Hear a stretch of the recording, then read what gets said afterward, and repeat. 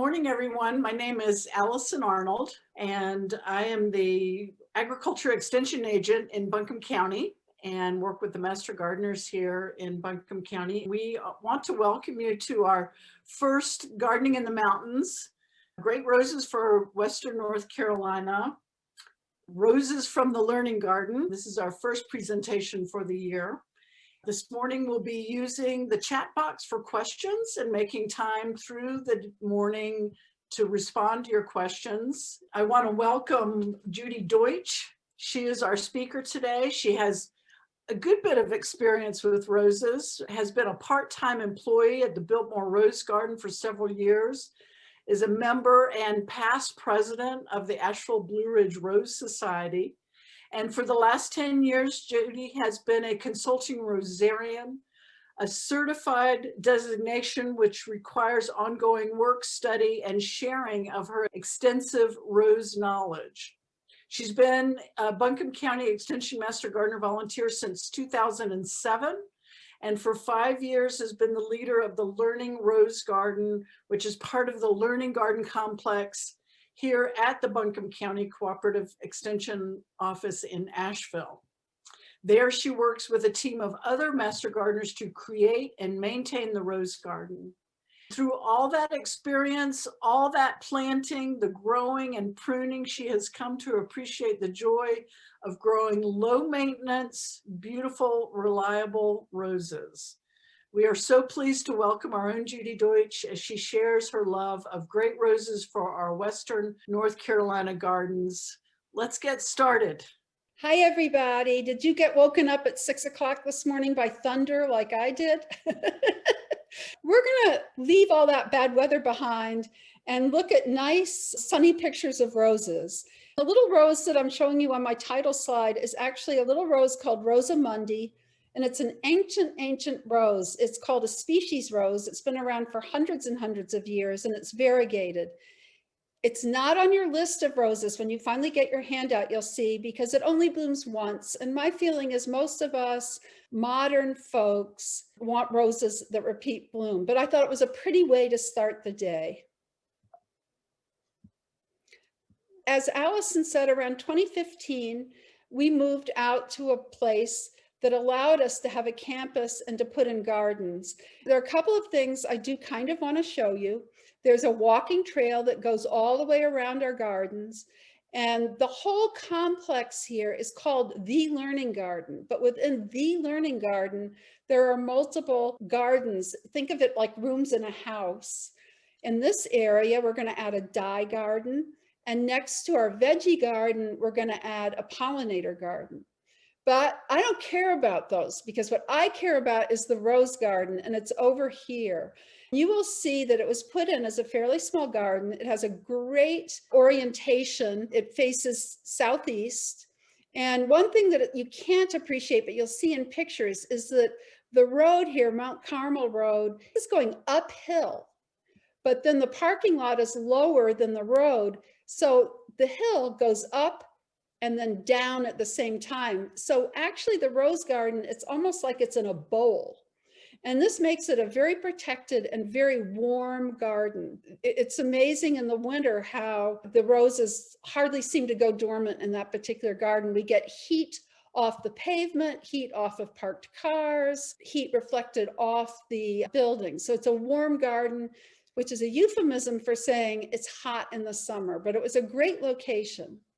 And in 2018, we planted the first rose, and you can kind of see we slant and we slant. This is my friend Laura Brooks planting the first rose, which was Memorial Day, which has subsequently left the garden, not because it's a bad rose, but because I wanted another one better, and my friend would only give it to me if I replaced the whole. So Memorial Day went to my friend, and Pink Promise came to us. This garden, it's important to realize, is a pretty new garden. It was planted in 2018. Here it is 2 years later, and you can see it has really grown and prospered. A couple of things I will tell you is that it's expanded. This looked really weird to have this walking trail here and then this strip of godforsaken grass. So we took over that strip. We actually went a little bit out this way, And this year, and I'll show you a picture at the end, in 2021, we put in a little cottage rose garden that actually is off to this side, showing roses growing in mixed beds. But this is a new garden. It's hard to believe when you look at how big the roses were. I want to mention that our soil is just what you would expect in Western North Carolina. It's clay. Some of it was highly compacted because the flatter parts were often used for overflow parking. We've done a lot of amending. The roses seem very happy and don't seem to care. So how are roses selected for this garden? Well, size, because as much as I'd love it, we can't have every rose be 8 by 8. We wouldn't be able to fit any in. Color, I want a diverse color.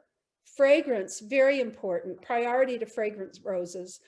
Reblooming, not every rose in our garden reblooms. We are putting in one rose this year that is new on the market in 2021, but we also have roses like Rosamundi that I showed you that are hundreds and hundreds of years old, really old. So, and they don't rebloom. Disease resistance was really important to us. And part of our mission is to see how roses do in Western North Carolina. Ones that are supposed to be disease resistant may or may not be for us. And I know this sounds really silly, but market availability is really funny. I don't want to show you guys a rose. You go, oh my God, that's beautiful. I really want it. And then you find that it's not available on the market. We had to get the roses. Most of them are available. A few are given to us by people that want them maintained in a public garden because they are rare. The little rose on your right is Sweet Drift, which is a drift rose. And I'm really not showing you landscape roses like knockouts. I want to show you garden roses for gardens that you cut. But if you are looking for a drift rose, this is a really good one. I want to touch on basics of rose care because you can take a great rose. You can take a knockout rose. You can put it in the middle of a clump of pines. You can not feed it, not water it, not take care of it. And in a year or two, it'll look pretty crappy. So roses do need some basics to really thrive, no matter how carefully you pick them out. One is they need really good soil. The modern roses, like we're focusing on today, bloom from May or June until frost stops them in the fall. They have a huge prolonged bloom cycle, and they will grow, oh gosh, 3 to 5 feet a year. So they need a lot of energy, and therefore they need good soil that has lots of organic material, a neutral to a mildly acidic pH. I do have some very good rose growers that actually have an alkaline pH by choice, but in our area, we stay around 6.5, 6.8, 7. Good drainage because you're going to water a lot and you want them to drain. Full sun means at least 6 hours a day. And roses love morning sun. And we are in a great site because we face east-southeast. If you can site them so that they will get morning sun, they will thank you for it. We get a lot of really heavy dew here in Western North Carolina. Our temperatures drop at night, and often the rose leaves are soaking wet in the morning, even if it hasn't rained. The faster those leaves get dry, the better. If you can't site your roses to get morning sun, you can still be okay. Don't get discouraged. But if you have the choice, morning sun is better. And a little afternoon shade doesn't hurt. They don't mind being cooled off on our 85-degree afternoons. Now, as far as fertilizing goes, soil tests are very helpful.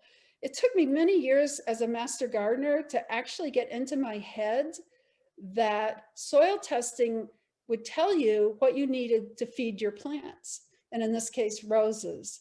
So a soil test is very helpful in guiding you into how to feed your roses.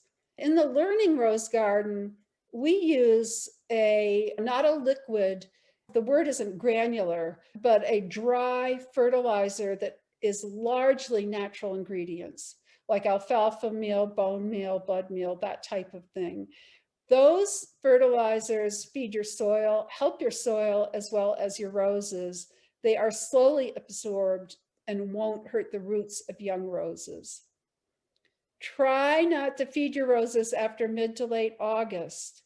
You don't want them all psyched up and crazy going into the freezing weather in the fall, at least here in Western North Carolina. So we do not feed after mid to late August. And in fact, in 2020, we only fed twice, once in late March and then again around June.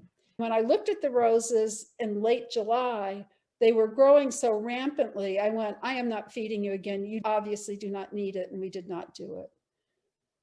Secondary to that is to tell you to try to resist overfeeding. I do this. I'm sure you'll do this. Everybody does this. But a rose isn't looking so hot. So you think, I'll just dump on a little more fertilizer and that'll help it. Please try to resist doing that. Adding fertilizer is not necessarily the answer. You need to really think about, is the rose draining well? Is it getting enough water? You know, does it have something bothering the roots? Has a vole eaten the roots? It's happened to me.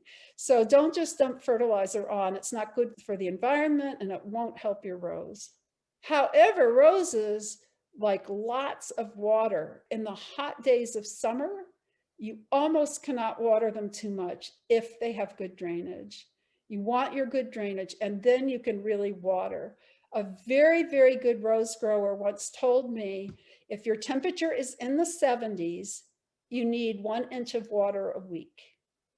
If it's in the 80s, you need 2 inches of water a week. And if it's in the 90s, you need 3 inches, which is practically impossible for us to do. And I don't mean if the temperature hits 90 one day, you would do that. But in some parts of our state or in the South, they do have week after week of 90-degree weather. Roses, I think, appreciate water more than food. I think because our clay soil has the nutrients in it, water helps release it. And so watering is really important. And I put a little note on the slide. Remember that no matter what you think about your rose, it does not have teeth and it does not eat. They absorb. So everything has to be in solution. The fertilizers you put on, the things that you want it to absorb, has to be in solution for it to absorb them. And water helps with that. It doesn't do any good to dump a lot of fertilizer on top of the ground and never water, and then it doesn't get down to the roots and it's not in a soluble form where the roses can absorb it. I'll just say cheers to my team, because one reason I think the Learning Rose Garden has looked so fabulous has been that we diligently water.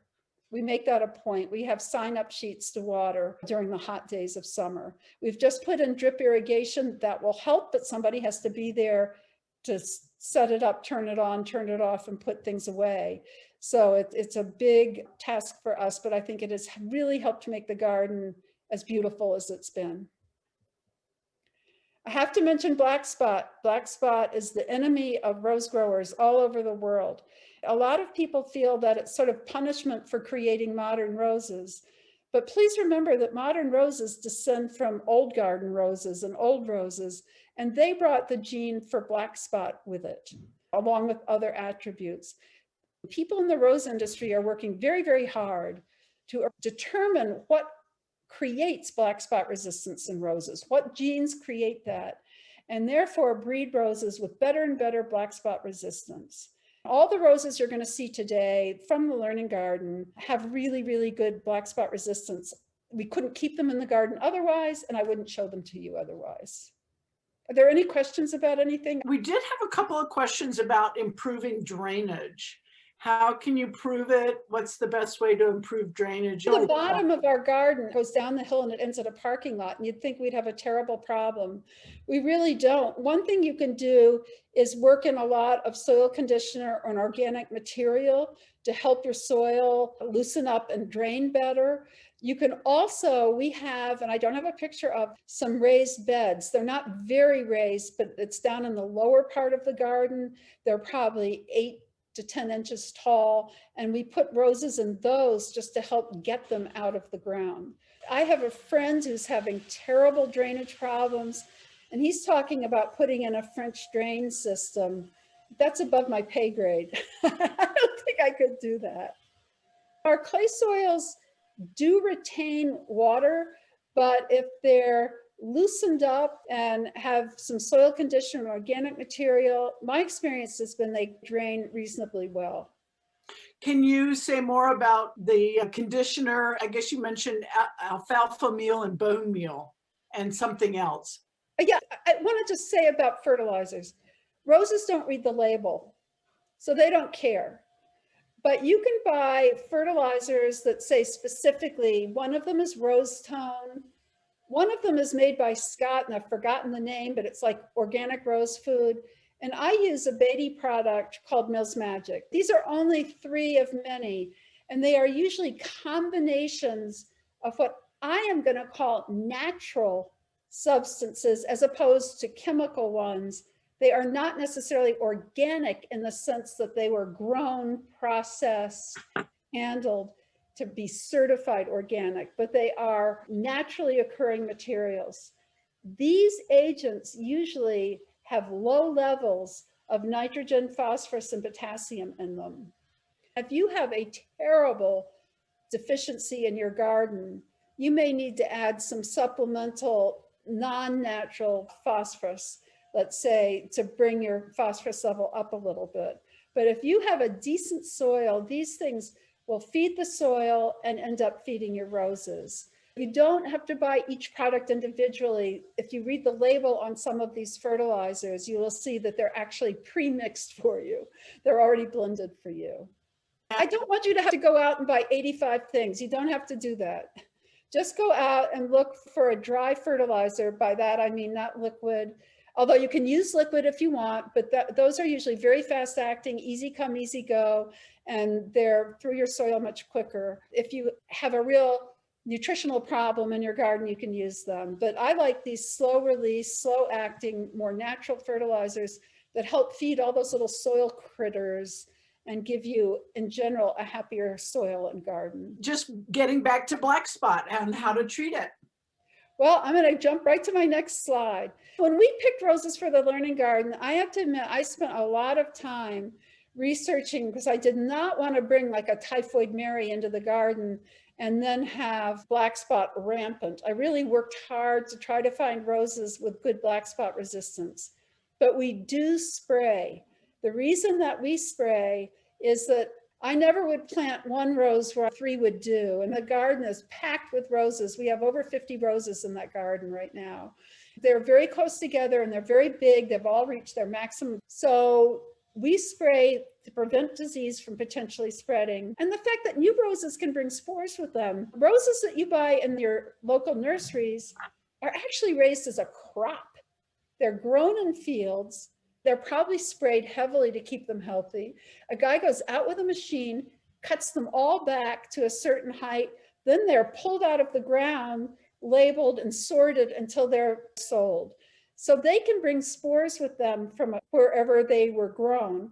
Even roses given to me by people who are friends, I don't know what they have in their garden. So a lot of the spraying we do is preventive. I do not want disease to get started. As a master gardener, we are told, wait for the problem, then deal with it. Black spot is the one exception I know that you do not wait. You do not wait for the ship to sink before you start bailing. You try to spray preventively. I use 2 agents. There are many choices. It's a very complicated topic. And if people want to hear more about it after the program, I will mention it. But I use 2 agents. One is an agent called propiconazole, which I can never spell, P-R-O-P-I-C-O-N-A-Z-O-L-E, which is one of the many agents that is absorbed through the leaves and helps prevent disease, but does not kill the spore. And I use a second agent called mancozeb, which does nothing to prevent disease, but it helps kill the spores. One deals with your problem as one prevents. I use them both and we spray every 2 weeks about. If you're going away and you can't spray it at day 14, don't worry about it. But I really would say if you have a problem, get on top of it and then work preventively. But in your gardens, you don't have 51 roses packed in. Maybe you just want 2 roses in a mixed bed. The roses that we're going to go over today, you probably will not have to spray them. We're doing sort of preventive spraying because of the nature of our garden. Now, this is your handout. I know that some of you may not have had a chance to get it and open it. And I just wanted to go over a few things about it. One is I give you the address of the cooperative extension where the learning garden and the rose garden is. And I should have said earlier that we're, because of COVID, not able to have groups out. But you can certainly come out individually and enjoy the gardens. Not now. Who'd want to go out there now? But in May and June and July, come out, bring a friend. You can walk on the walking trail and look at all our gardens. And if you contact me, and I have my email address on this handout, I can answer questions for you that you didn't get to ask during this talk. And you can also say, hey, I'd really like to come out. Is there a time I could meet you there and look at the garden? And I will try and oblige you on that, or have somebody from my team there to talk to you about the garden. So my email address is important. These are the roses, just a sample of the roses we're going to talk about. The first one is Dark Desire. It's classified as a hybrid tea. It's classified as mauve, and it's fragrant. I gave you the American Rose Society rating. Now, all of that information except fragrance comes from this little book put out every year by the American Rose Society, which lists I don't want to say it lists most of the commercially available roses, or most of the roses that are out there. It identifies them by variety or class, by color, and it gives them a rating that they get because they send out every year a list of roses to American Rose Society members to evaluate. As a consulting rosarian, I have to do that every year. If I don't know any of the roses, I can say so. That's my evaluation. I don't know. But I have to evaluate roses. It's a scale of 1 to 10. No rose is a 10. The highest rating I have ever seen is like a 9.2 or 9.3, although I didn't read the whole book to try to find out. It's an excellent little book. I'll show it to you again, and I'll tell you how to get it at the end of the talk. However, what I will say to you is, if I think Dark Desire is an orange shrub rose, and the American Rose Society says it's a mauve hybrid tea, I list it as a mauve hybrid tea. They rule. So if there's anything you don't agree with when you see the pictures of the roses, or you want to argue with the American Rose Society, not me. They do the ratings, they call the variety, they identify the color. There are times when I do disagree with them. And I hope you can get hold of your handout, but if not, you will have it shortly. Are there any questions about the handout? And I'll tell you about the notes in a minute. No questions about the handout. We can come back to it later, but there were more questions about the fungicide treatments. Let me do that at the end. I can just talk a minute at the end about it.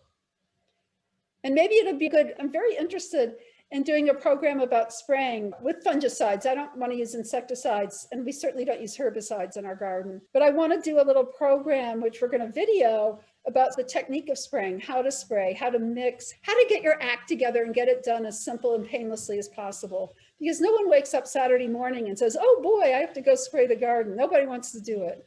So I'm going to hopefully get that done this spring and summer, and then it should be there as a video, or we can do another little program about it.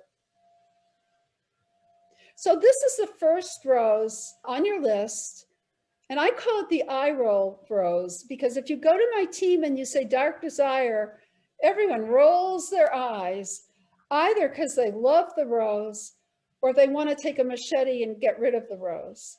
It is a beautiful, beautiful rose. And I will tell you that I have the goal that every picture that you see, I will have taken the picture. I take pictures of roses as they actually look in the garden. When you go to the rose catalog, or they're trying to sell roses, they're sort of all glammed up. They're color enhanced, or they're, airbrushed. They're kind of like the difference between a candid picture of you, working in your garden, and if you went to a studio for a formal portrait. So this is actually a commercial picture of Dark Desire, but I thought it captured it better than my picture did, because you will see this rose is almost a purple black on the outside. It has huge blooms that are like fist size. It is fragrant, and it is excellent black spot resistance. It is what I'm calling a Cordis rose, Cordis is a German rose grower, and in Europe, they are very anti-spray. And I've even heard a rumor that I can't verify that they do not spray at all. That it has been banned, so they do not spray. So it is in their interest to create roses with good black spot resistance. They actually run trials over there that are a huge long German name, but they're referred to as ADR trials. That's the abbreviation. It's like a 20-letter name. And roses that grow well without spray and sort of restricted, no pampering, are considered ADR roses. This, I believe, is one of them. Cordis likes to group his roses into collections. And this one is in the Parfuma collection. And you can go online and you can say Cordis Parfuma roses, and it will bring up a dozen roses or so that are all in this collection if you want to see more. This rose cuts well, and I tried to include that in my information for you guys, because why do you have a garden of roses if you're not going to cut them? And one of the perks my rose team gets is that they can cut roses and take them home. I mean, why not? It's just deadheading a couple of days early, right? I mean, they can just do that. This rose, however, has one characteristic that may make you think twice.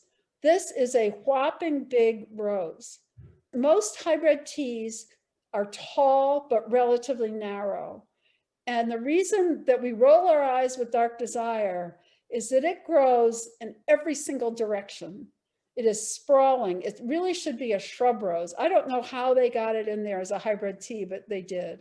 So you have to have a lot of space for this rose. We put it in the upper right corner of the garden so it could spill out over the edges of the garden. And even then it takes some aggressive pruning to be able to get it under control. I don't know if we ever have it under control, but under a semblance of control during the year. If you can have the space and you can tolerate a great big, rather chaotically growing rose, and you're willing to do some pruning, it's quite a spectacular rose, and the blooms are gorgeous.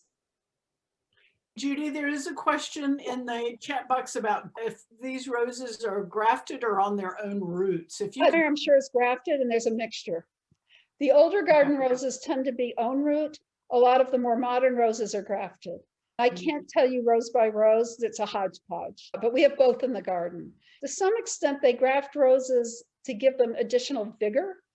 And so there's an advantage there, but traditionally the old garden roses are grown on root. I'm going to talk at the end about buying roses, and that plays a factor in buying roses, because if you want a 3-gallon container of own root rose, you can't do it. Shipping, it's almost impossible. It'll weigh 20 pounds if you don't get it from the nursery.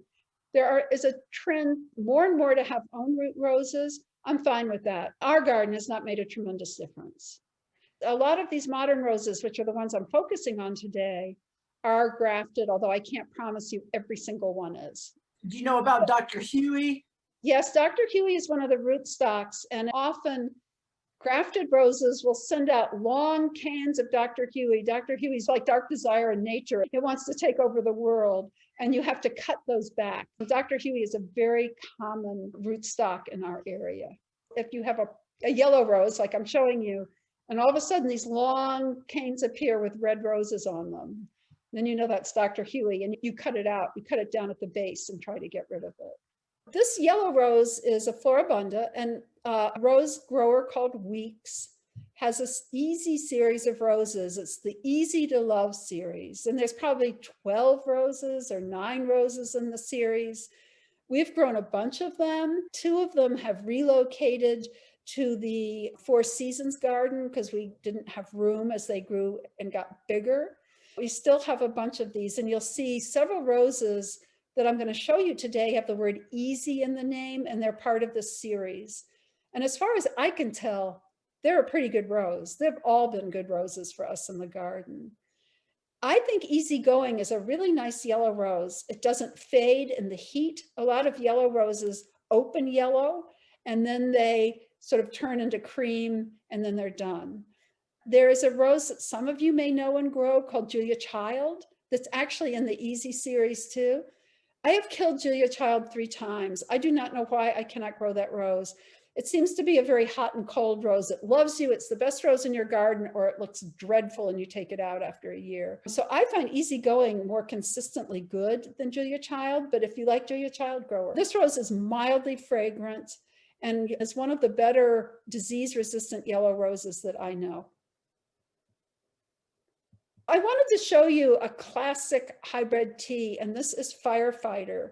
I am still very interested in having traditional red hybrid tea roses in the garden, but not some of the ones that have been around for a long time, newer ones, because you all know Veterans Honor, Mr. Lincoln, Chrysler Imperial, Olympiad are all many years old and are well known. So I'm always looking for a newer red traditional hybrid tea that you wish were blooming at Valentine's Day because you could cut it and use it in your Valentine's bouquet.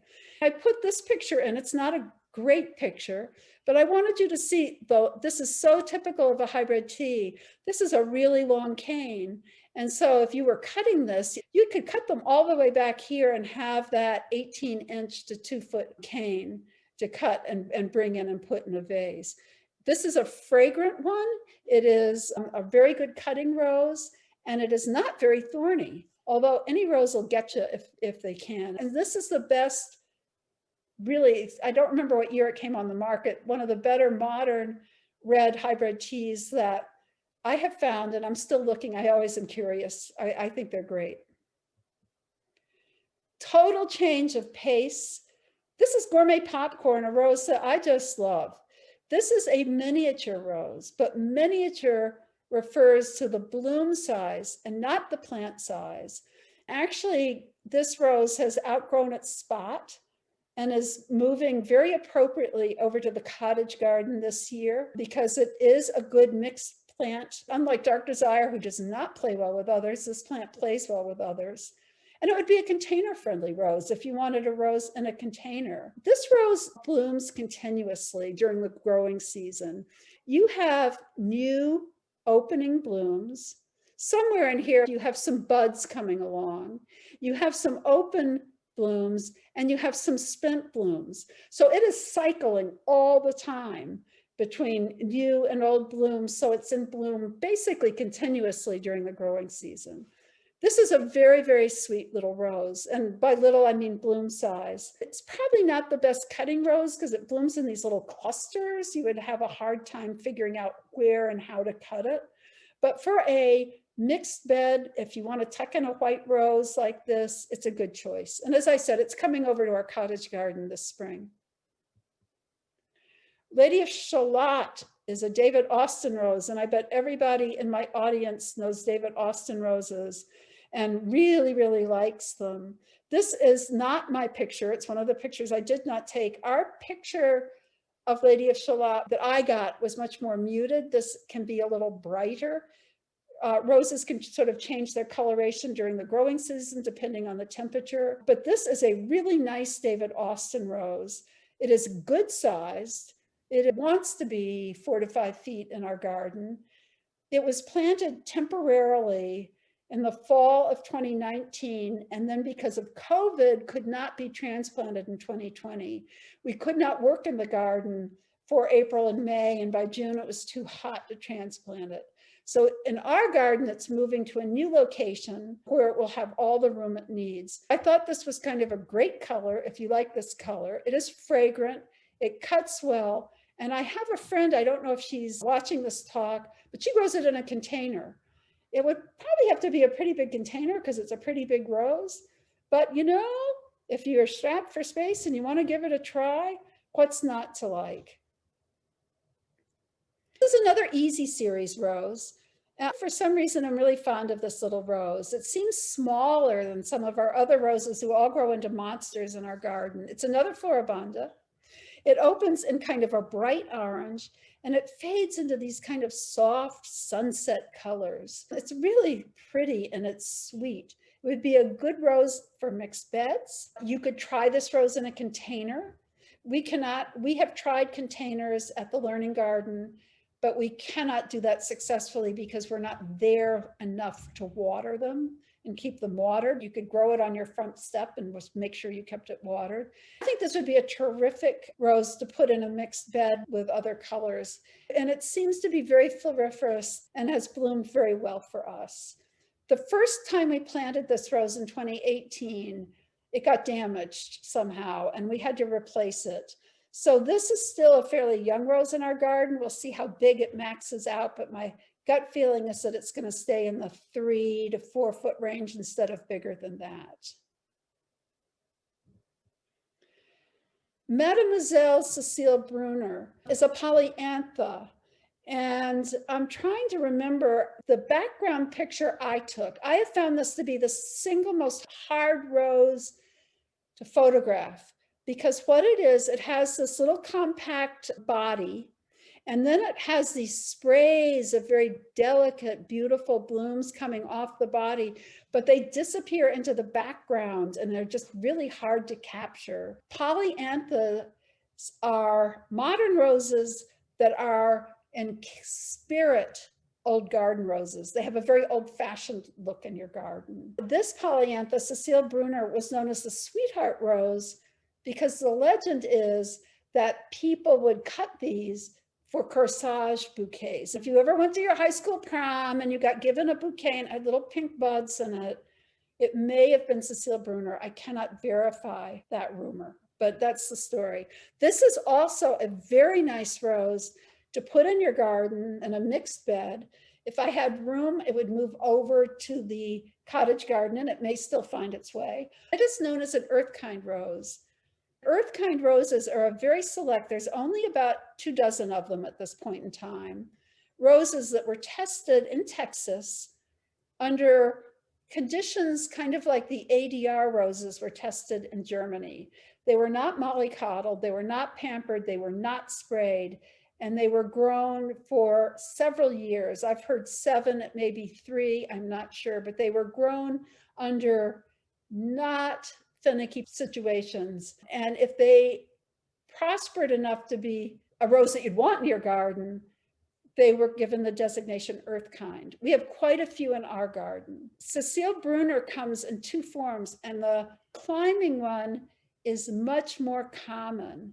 So if you want this rose as the shrub form, be careful when you order it, because you might end up ordering the climbing rose, which is a fabulous rose. But if you wanted a 3-foot tall, stocky little rose and ended up with a 20-foot climber, you might not be very happy about it. Do make sure that you're getting the form of this rose that you want. Because it's a small, compact rose, this little rose should also do well in a container. I don't grow it in a container, and it's in the ground at the extension garden, and it would be good in mixed beds. Now, the only old garden rose I decided to put in here is Monsieur Tillier. Monsieur Tillier is a tea rose. And this is not to be confused with hybrid teas. Tea roses are old garden roses, meaning they existed before 1867. They're the species, in other words, the class of rose, tea rose. And they're actually one of the ancestor roses of modern hybrid teas. But this one is just a tea rose. He is earth-kind. And it is not fragrant, unfortunately, and it's a pretty good sized rose, but I included this rose and I gave you a close-up so you could see that it blooms in these little sprays. It's not unlike a gigantic polyantha, actually, when you just looked at Cecile Brunner, but I don't think it's related. But it really bloomed like a mad fool all summer. It was really floriferous. It's probably not a good cutting rose because it blooms in sprays, although you could try cutting one of the sprays. But this rose really did well in our garden. And it's pretty good size. It wants to be 5 feet tall, maybe 4 to 5 feet tall. Hard to say exactly, but it's a pretty decent size. So you wouldn't put it in the front of a border. Mother of Pearl is a grandiflora, which is yet another class of modern rose. This rose, year in and year out, has been one of the 2 most outstanding roses in our garden. And it's one of the roses I recommend wholeheartedly if you're kind of new to growing roses and you're a little scared and you're not sure and I don't want to have a lot of problems.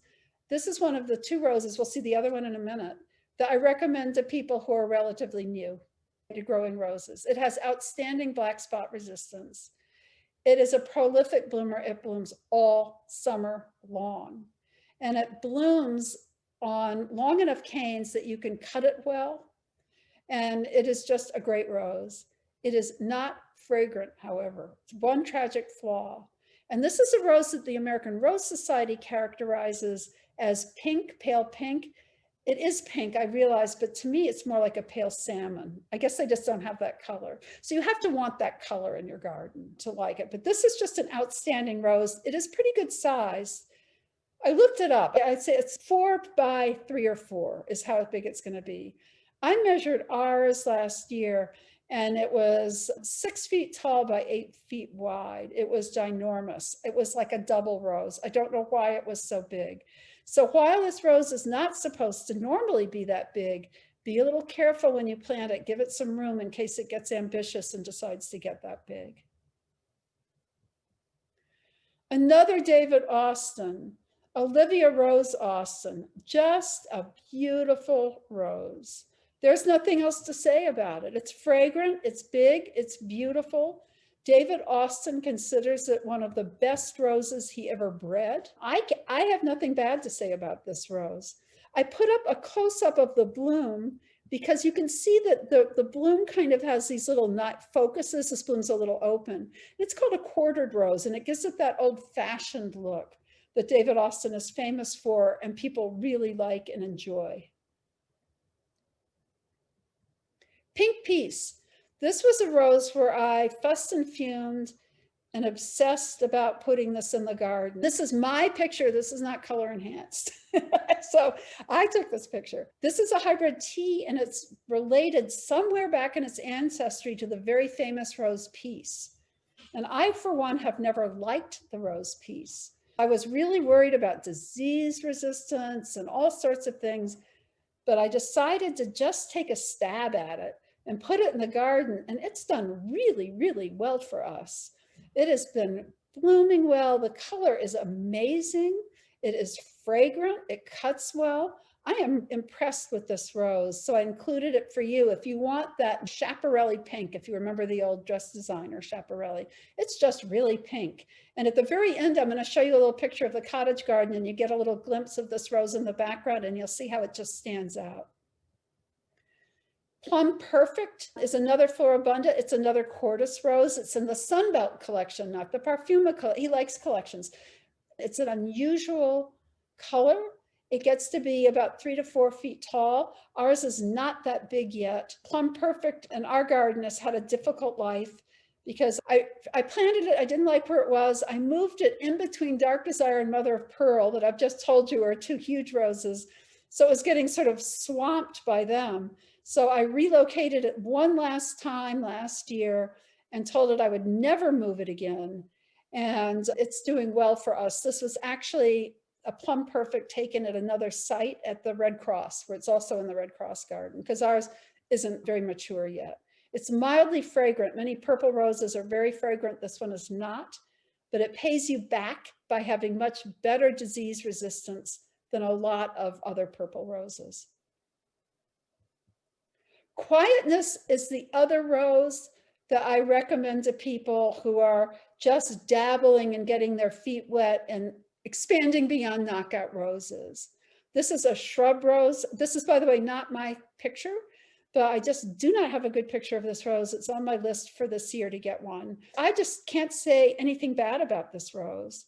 It's a shrub rose that blooms like a hybrid tea. It's wonderful to cut. It is very fragrant. It is a gorgeous pale pink color, has excellent disease resistance, and it was created by a guy called Buck, Dr. Buck. It is a cold, hardy rose, which for us doesn't mean much, but if you're at high elevation, I mean, we're 7. The learning garden has got to be zone 7, but if you're in a colder area and maybe down to 6A, this rose should not turn a hair, it does not care. So it's very cold hardy, and it's just gorgeous, and it's just a very, very excellent rose. Did I show you Easy Spirit, or did that get skipped? Easy Spirit is our other outstanding rose in the garden. This rose is a bloom machine. It blooms all summer. It's a good white rose. White is a difficult color in the garden. Many white roses lack vigor. Not true with this rose. It just kicks it all summer long. It is an excellent, excellent rose. Before you move on, can you explain, take a minute and talk about the difference between a floribunda, a grandifloribunda, a hybrid tea? What are you actually looking for? That may help some folks. Okay, well, these are all classes of roses, and they're all modern roses. Except for Monsieur Tillier, all the roses I've shown you are modern.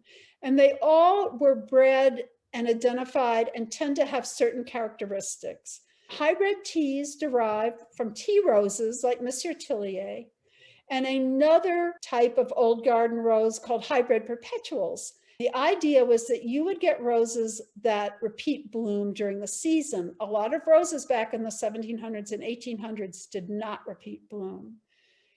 Generally, the dark desires are exception to the rule. Hybrid teas tend to be tall with long canes and relatively narrow for their height. Remember our firefighter with the long canes? Hybrid teas are also traditionally more finicky and maybe a little more disease susceptible than other kinds of roses, because for many years in this country, they were bred for exhibition purposes. The people that exhibited them did not care about the health. They would go out and spray every 20 minutes. They would do this, they would do that. So they got a bad rap. You will look on your handout and see that all the hybrid teas on your handout have a slightly lower ARS rating than any of the other roses in the garden. They are traditionally more finicky, so it's hard to get a really good hybrid tea, but there are more and more and more on the market. They are really making progress. So they had polyanthas. Remember little Cecile Brunner? They thought she's pretty cute, but I want one with bigger blooms on it. So they crossed polyanthas with hybrid teas and came up with floribundas, which have bigger blooms than polyanthas, but tend to bloom in clusters like the polyantha. And of course, they've manipulated this over decades, so it's not so strict and true. Well, we like that. Floribundas are cool. Bigger blooms than the polyantha, yay. But we want even bigger blooms. So they took floribundas and crossed them back to hybrid teas and got grandifloras. Grandiflora, big flower. And grandifloras can resemble hybrid teas and be rather tall and narrow, or they can be rather open and more spreading like floribundas. Queen Elizabeth is the first and most famous floribunda, and it looks just like a hybrid tea. It's like 2.5 feet wide and 6 feet tall, 5 feet tall. But when you look at Mother of Pearl, who's a floribunda, she's much more open and spreading. Does that help you, Deb, at all? And I'll tell you guys, when you get hold of this little booklet, and I'll endorse this, I'll plug this again, this talks about all the classes and what they are. And you can look it up online if you don't want to get the booklet. I thought I'd kind of end by taking on a little tour of the garden. This is the garden this summer. This is our drip irrigation that was put in, so this is late summer. These tall red blooms in front are firefighter. If you look up on the hill and it's sort of darker and there's some dark red blooms, the foliage is darker, it's a darker plant, that's dark desire. We come across this little pathway. This was where Plum Perfect was squashed and he got moved. This is Mother of Pearl right here. You come down to little orange dude, living easy, hanging out in here. This is Easy Spirit, and that's how I knew I forgot her. And one of my design mistakes was to put white on white, which is another reason to move gourmet popcorn away from this area so that you just have one white. You don't need white on white. Jumping across to here is Easygoing, the yellow floribunda I showed you, looking very floribunda-ish, nice and full, but not too tall. And then up on the hill, holding the hillside down, is Monsieur Tillier. I don't have every rose I showed you in the garden, but I hope this helps you get some idea of scale and size of how the roses actually looked in our garden. If I had another shot, I could show you, maybe get the rest, but they're not always in bloom at the same time, so it's very difficult in one shot to get every rose. So where to buy these roses? Where are you going to buy them? I am starting with a shameless commercial. Did you all used to listen to Car Talk and they had the shameless commerce department? Well, I stole their idea. We will be having, hopefully, right now we're having it, a rose and plant sale with the Rose Society and the Master Gardeners on May 8th at the American Red Cross in North Asheville. We are going to take every precaution to keep people COVID safe, limit numbers, masks, social distancing.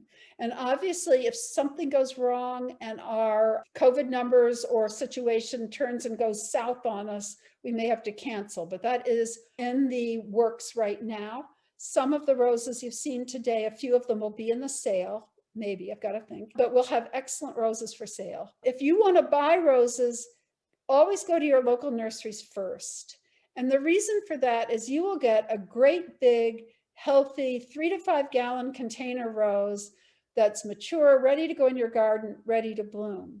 But they get what they're sent by distributors. And if you want a very particular rose, you want gourmet popcorn, or you're a brave person and want dark desire, you will probably have to find it at a nursery and either pick it up or mail order it.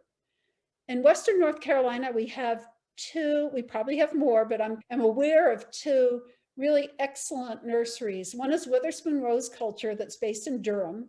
So if some of you are for the more eastern part of the state, you're really close. They have sort of an outreach center in Charlotte. I believe you can call and say, if they have the rose, I want this rose, can I pick it up in Charlotte, and pick it up yourself. If you buy the roses in those containers, you just get a bigger, more mature rose than you can possibly get by mail order. Roses Unlimited is in Lawrence, South Carolina. It's about an hour and 15 minutes from where I live in Asheville. They propagate their own roses. They have sort of maternal nurseries of mother roses, and they propagate. They grow a little bit of everything. They have a huge inventory. Unfortunately, I'm just going to be honest, their website is challenging to deal with.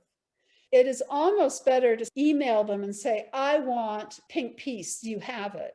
And have them tell you if they have a rose or not, than to try to fight your way through their online catalog. I find it challenging at best. They will send to you, but you can also mail order and pick up. If you have the time and drive down there, and if they'll let you tour the greenhouses, it's tons of fun. It is really an amazing operation. They don't take credit cards, so bring a lot of money or a checkbook. I'm picking up 1 rose this year, and I'm going to have to restrain myself so I don't pick out 20. It's really a great operation. Witherspoon Rose Culture has many of the more traditional, I think we'll have Mother of Pearl. I think some of my team bought it through them. We'll have some of the more traditional hybrid teas. Roses Unlimited can have some of the more unusual roses. Judy, will the Rose Society make their plant list available before the sale? I'm working on it. That's all I can say. I have sent out a request. I'm going to have to beat them up to get it, but I've asked them so I can make a list. I'm asking them to do it. I do not know if that will happen or not. These are just some of the mail order places I have used. I'm just going to give you some of them. We were talking about own root roses or grafted roses. Grafted roses are traditionally sent to you bare root, and you get probably a 3-year-old rose with the graft and a root mass attached. The first time I got one, I didn't even know what ended up put in the ground. I was bewildered. You will get a more mature rose if you get a rose that's bare root. If you get an own root rose that comes to you in a little container, it is likely to be a very young rose.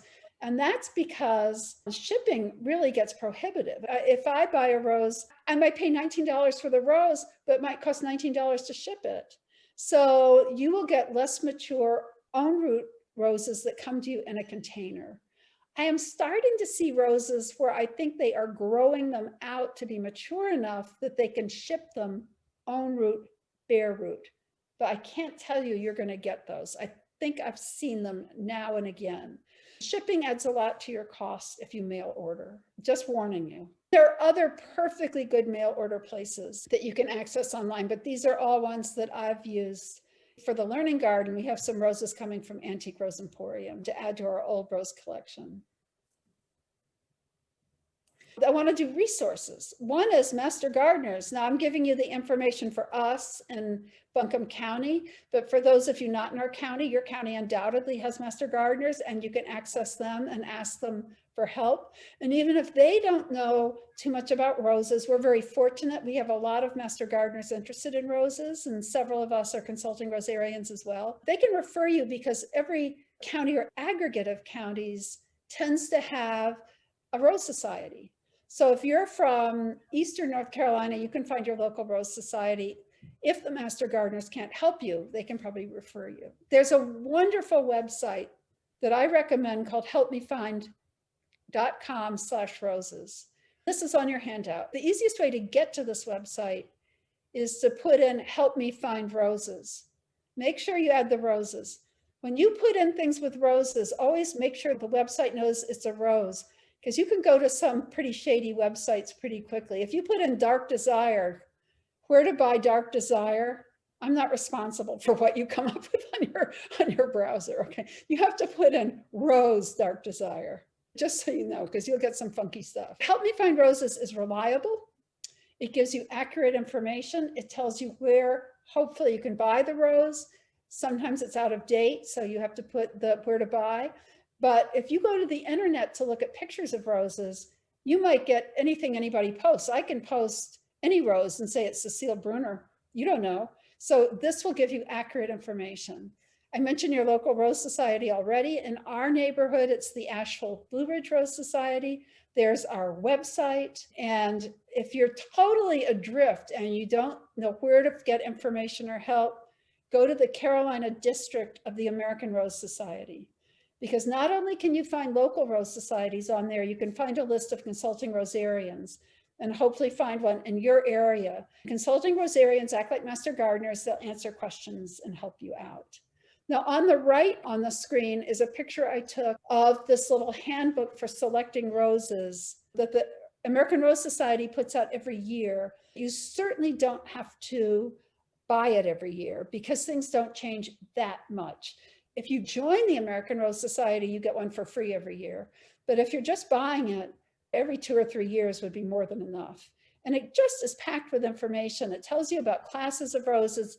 It has all the top 10, the most fragrant roses, the best modern rose, the best climbing rose. Just has lots of information packed in it. So if you really want to learn a little bit about roses as you buy them, I really recommend it. It's $10, and you'd waste more than that on buying roses that don't work out for you, so it's worth it. I just wanted to show you a little bit of our baby cottage rose garden. This dark desire over there, hogging the hill, this I believe is pink peace glowing in the dark. This is just a really sweet China rose called Spice. And these are some other, this is a mini flora called Sandy's Pick. We have roses throughout here. We're doing some changes. We're doing some arrangements. This is a brand new garden. It was put in last summer, and it will change and develop over this year. Some things have to come out, some things will go in. We'll do more of this and more of that, but I thought you'd like to see it. It's a very, very sweet little garden. I think that's it, guys. We'll go back, and if you have questions, I'm glad to take them. And if you want to stay on, if you want to hear a little bit more about spraying, I'm happy to do that. Or if there's some subject that people really feel they need to know about, I'm happy to address that for a few minutes. I ran over by 5 minutes, but that, for me, that's not bad. Thank you, Judy, so much. This is fabulous. Yeah, this is really great. We had more questions about vole and deer control, lots on pruning, recommendations for sites that have shade or less than 4 hours of sun, lots of good kudos, good information on purchasing plants locally. So I want to thank everybody for joining us this morning and look forward to having you join us in the future for more gardening in the mountains. Thank you. So are there a few people that want to hear a little bit more about spraying? You can stay on. I will address moles and voles and deer, which is deer love roses. At my house, I basically had to give up. I grew a wonderful rose called Neptune. I never saw a bloom because they ate all the buds off it. Fencing, a barking dog, a shotgun. I don't know what to tell you. They're really a pest in your rose garden.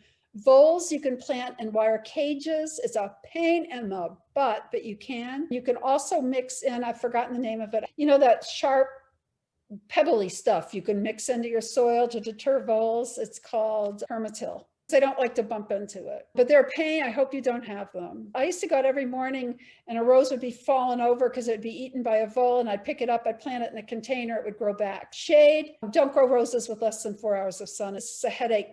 Find a sunny spot and try a container rose. That'll work. So spraying, very quickly, black spot is kind of the COVID of fungi.